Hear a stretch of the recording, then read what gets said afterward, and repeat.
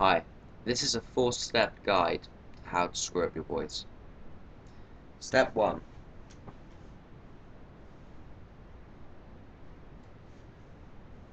Get your nearest whammy bar or guitar.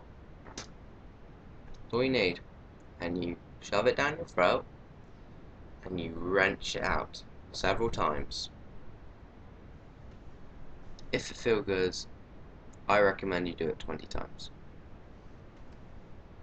Step 2. After your throat's bleeding, try doing high inward vocals, like so, over and over again. This will definitely help you screw up your voice. Step 3. Get your nearest Xbox controller and take out the battery pack. Take out the batteries, yes,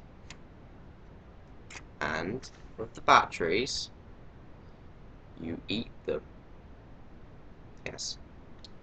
This will definitely help you screw up your voice. And the last and final step to screwing up your voice, which always gets me,